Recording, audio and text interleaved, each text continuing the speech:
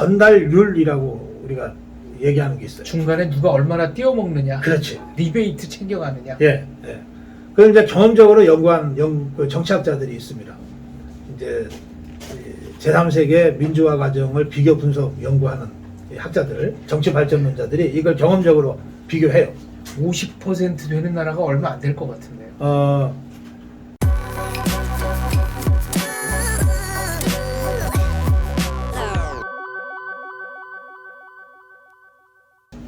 언제부터 그러면은 일상적인 굶주림이 사라졌나요?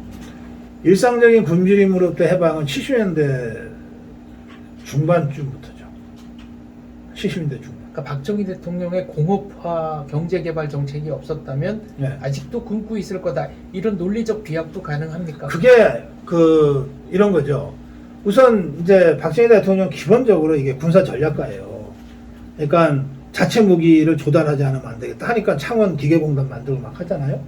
식량 작업하지 않으면 언제 어떻게 될지 모르겠다 하니까 사실은 60년대 핵심이 식량 작업이었어요. 그래서 품종 개발에 엄청 공을 들였어요. 그게 과정에서 나온 게 통일교 아닙니까? 병충해에 강하고 엄청 수확량이 많은 통일교. 통일교가 나옴으로써 절대빈곤 시대를 우리가 넘어가게 됩니다. 이 통일교 혁명이라고 했어요, 당시에. 지금은 쌀이 남하더라 걱정이지만 당시에는 통일교 하나가 얼마나 고마웠는지 몰라요. 이런 그 처절한 노력을 통해서 우리가 보릿고개를 넘어간 거지.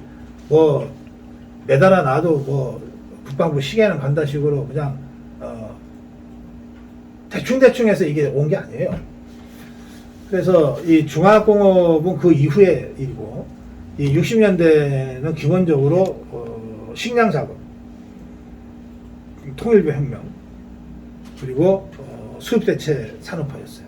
모든 걸 다 수입할 수밖에 없었던 거니까 우선 우리가 내부적으로 할 수 있는 것도 하자. 그래서 수입 대체 산업화의 대표적인 것이 제일제당 아닙니까? 네. 아니 밀가루 계속 100% 수입했는데 야 이거는 밀을 수입해다 우리가 밀가루는 빠오면 되는 거 아니야? 네, 설탕, 밀가루 네. 직접 만들어 보자. 그렇잖아요. 밀가루를 수입하는 것과 밀을 수입하는 건 다르거든. 부가가치가. 그러니까는 밀가루를 수입하다가 밀을 수입해서 그거를 빻아서 만든 게 이제 우리나라 밀가루 아닙니까? 그게 네. 제일제당 시작이에요. 그러니까 지금 삼성의 출발이 그 수입 대체 산업화잖아요. 그리고 아주 거의 황무지 상태에서 어쨌든 집은 짓고 다리는 놔야 되니까 건설 토목 쪽이 시작이 된 거고. 그래서 그 수입 대체 산업화와 식량 작업 그리고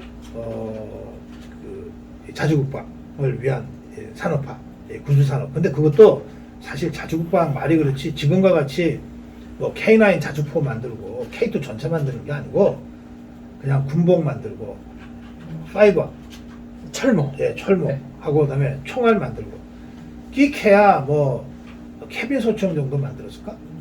그게 당시로서는 엄청난 성과였던 거죠. 오원철 수석이 입안한 금호공고를 비롯한 네. 공고 양성 프로젝트. 그러니까 모든 이 군사용 기기도 알고 보면 부품이니까 네. 제대로 부품을 만들면 방위 산업을 혁신해서 자주국방까지 갈 수 있을 것이다라는 그렇죠. 아이디어가 그때 네. 처음 나왔습니다. 그리고 요즘 젊은 사람들이 아주 자랑스럽게 생각하는 이른바 K 무기의 수출. 네. 그 출발점도 결국 박정희 시대 아니었습니까? 그렇습니다. 예. 그때나 지금이나 이제 대한민국은 뭐 자원이 풍부한 것도 아니고 돈이 많은 것도 아니라서 오로지 있는 거는 사람이다 그랬잖아요. 그때나 지금이나 그 발상은 똑같아요. 그래서 60년대, 70년대 박정희 대통령이 가장 중시했던 것 중에 하나가 기능공 양성입니다. 그리고 과학자 양성. 그래서 기능올림픽 뭐 세계 막 10연패하고 그러잖아요. 그리고 카퍼레이드 같은 거 했죠. 아, 1등하고 오면은. 그러니까 양복 장인 저희가 이제 우리 아미고 회원 중에 종로신사라는 양복 좀 하는 곳에 가서 촬영을 하다가 그분을 만났어요. 기능올림픽 입상자시. 예. 기능올림픽 금메달리스트 1970년. 네. 양복 부문 세계올림픽이죠. 근데 사실 그 당시에 기능올림픽 세계올림픽이지만 거긴 출전한 나라가 뭐 미국이나 일본 같은 데서 출전했겠어요. 그냥 우리 같은 개도국에서 주로 왔어요. 그래서 금메달 땄대요. 이분이 70년에 집차 카프레이드를 공항에서 내려서 했다는 거예요. 네. 그게 평생 가는 자부심 아닙니까? 그렇죠. 그리고 그전에는 기능공이라 그러면은 뭔가 좀 낮춰보는 시각이 사회적으로 있었습니다. 네. 그러니까 그런 이 인력 개발을 하기 위해서 100% 장학금에 기숙사 공짜에 생활비까지 주면서 금호공고 같은 걸 키운 거죠. 그래서 그 인력들이 구미 전자산업단지의 대부분의 인력 충원으로 가는 겁니다. 창원공고도 그런 과정에서 나타났고 이제 이렇게 되는 것이고요. 박근혜 대통령이 서강대 전자공학과 1회 네. 입학생이죠. 그렇죠. 그러니까 당시에는 사회과학 계열의 여성도 별로 없을 텐데 그냥 여성들이 되게 대학을 가면 저랑 이제 한 4, 5년 선후배 사이니까 되게 뭐 가정과나 약학과나 몇 군데가 정해져 있잖아요. 네.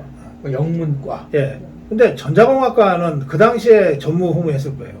그걸 대통령의 딸이 전자공학과를 가지 않습니까? 네. 박근혜 회고록에 그 대목이 나옵니다. 어떻게 전자공학과를 가게 선택을 했냐. 그 부분에 대해서 박근혜가 이렇게 얘기해요. 아버지가 좋아하실 것 같아서. 그러니까 얼마나 과학 입국 얘기하고 기능 입국 얘기했으면 네. 예? 박근혜가 그 어린 마음에 나도 뭔가 공학도가 돼서 근대화 산업화에 역할을 할 수 있는 그런 쪽으로 가면 아버지가 좋아하실 거라고 생각했던 그거예요. 기능 입국, 과학 입국 얘기를 하셨으니까 또 생각나는 게 있는데 아까 이제 수출 주도형이냐 네. 내수 진작이냐를 말씀하셨지 않습니까? 인도와 한국이 아주 극명하게 증거가 되는데 인도는 철저히 내수 시장 공략 쪽으로 갔고 수출 위주 전략을 택한 건 대한민국이었는데 지금 한 5, 60년 지난 후에 보면은 그 성패는 확실히 이제 구분이 됩니다. 그건 뭐 제가 뭐 경제 전문가는 아니지만 상식적으로 생각하기에 인도는 내수가 엄청나게 큰 나라고 우리는 내수를 해봤자 뭐 당시에 우리 국민소득 수준이나 이런 걸 생각하면 기업들도 야 좋은 상품 만들어서 국내에서 팔아서 먹고 살자 그러면 좀 한심했을 거예요. 시장이 워낙 작은데. 네. 그래서 우리 입장에서는 수출 주도를 선택하지 않을 수 없었다고 생각합니다. 그런데 이 수출 주도 산업화를 하자고 구호는 내세울 수 있지만 이걸 실천하는 거는 다른 문제 아닙니까? 자, 수출 주도 산업화를 한다 그러면 우리나라에 공장을 세우고 외국으로 우린 자원이 하나도 없으니까 외국으로부터 다 이거 재료를 사와야 되잖아요. 철이 됐건 석탄이 됐건 그렇죠. 뭐 플라스틱이 되건 다 사와야 되잖아요. 사와서 여기서 조립 가공을 하는 것 아닙니까? 그래서 다시 수출에 가는 거잖아요.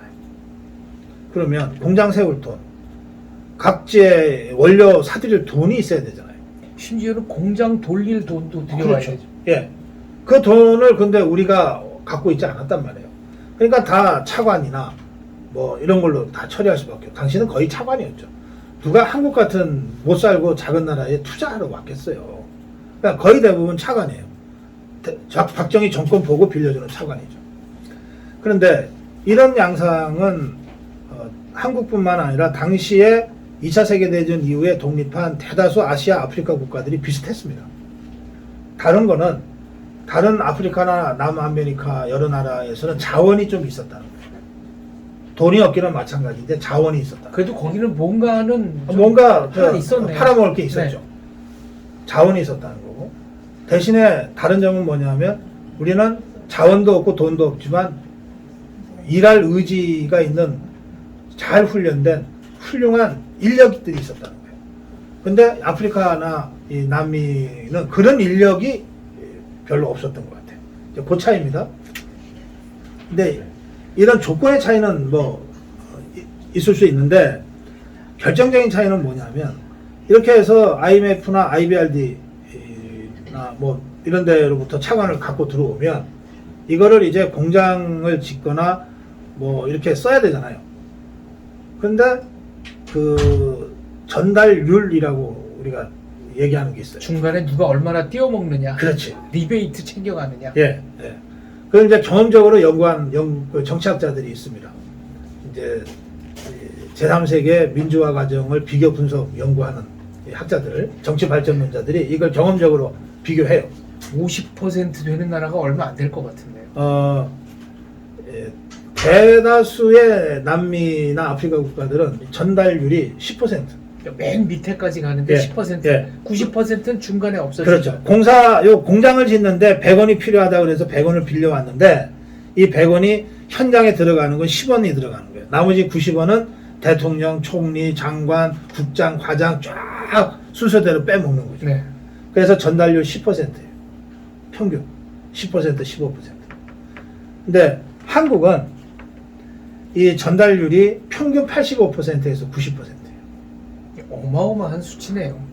이건 결정적인 차이인 거죠. 그리고 이거를 돈을 주는 쪽에서 잘 알잖아요. 그렇죠. 그러니까 한국은 돈 달라고 그러면 그래 우리가 100원 주면 90원은 공장에 들어가. 아프리카는 100원 주면은 10원밖에 안 들어가. 이걸 잘 알잖아요. 돈 주는 사람이 그걸 모르겠어요? 한국은 돈 달라고 그러면 돈을 계속 주는 거예요. 남미나 아프리카는 돈 달라고 그래도 야 줘봤자 너네 주문에 들어가는데 내가 왜 계속 그 돈을 줘야 돼? 해서 브레이크를 거는 거죠. 그래서 80년대 이 나라들이 결국은 모라토리움 선언하게 되는 거예요. 그러니까 한국은 전달률이 경이적입니다. 이제 70년대, 60년대, 70년대 야당, 김대중이 야당할 때는 바로 이 전달률의 10%, 15%가 이제 누수되잖아요. 네. 통치자금으로. 이거 가지고서 주로 공격을 해댔어요. 그러니까 진짜 얼마나 이게 우물한 개구리였냐. 지금 야당 말씀하시니까 여쭤보고 싶은 건데 수출 주도형 전략을 세우겠다고 하니까 당시 야당에서는 매판 자본, 뭐 경부고속도로 같은 경우에는 부자들 놀러 다니는 길을 세우는데 이렇게 농민들이 희생을 해서야 되느냐는 식으로 사사건건 반대하는 분위기가 있었습니다. 네, 반대했죠. 김대중이도 반대하고 김영삼이도 반대하고 다 반대했죠. 근데 별로 거기에 대해서 그거는 역사적 반성을 하신 흔적은 없습니다. 저는 뭐 그들한테 반성을 기대하는 것이 좀 어리석다고 봅니다. 왜냐하면 이 사람들 왜 반대했겠냐. 몰라서 반대한 거죠. 역사적 통찰력이 없는 거고 미래에 대한 해안이 전혀 없는 사람들이니까 아니 차도 한 대 없는데 왜 길을 저렇게 놓겠대? 어? 야 그럼 뭐 너네 돈 들여다 왔다고 왜 한가하게 이런 거를 해? 당장 굶어 죽는 사람들한테 나눠주지. 이렇게 생각하는 게 그 사람들로서는 상식이었을 거예요. 이게 고속도로를 건설한다, 철도를 놓는다. 이건 대개 최소한 30년, 40년은 바라볼 수 있는 사람들이나 하는 짓 아닙니까? 그럼 박 대통령은 어떻게 그렇게 장기적인 역사적 시평을 가질 수 있었던 걸까요? 박정희 대통령이 뭐 다른 사람보다 특별히 공부를 열심히 해서가 아니라 두 가지 이유라고 보는데 하나는 이 사람은 자나깨나 대한민국이 어떻게 가야 되냐, 대한민국 국민이 어떻게 가야 되냐에 초점을 맞춰서 고민을 한 거예요. 야당 어떻게 깨나 이러는 게 아니고 두 번째는 많이 다녔어요. 고속도로 아이디어는 독일의 아우토반을 달리면서 우리도 이런 게 하나 있어야 되겠다 네. 이렇게 생각했다는 거 아닙니까? 아니 뭐 박정희도 신이 아닌데 보지도 않고 듣지도 않고 어느 날 갑자기 게시받아서 고속도로 놓자고는 안 했을 거 아닙니까? 뭔가 그런 자극이 있었던 거예요. 그런데 그 자극은 아니 박정희만 독일 가서 아우토반 탔었겠어요?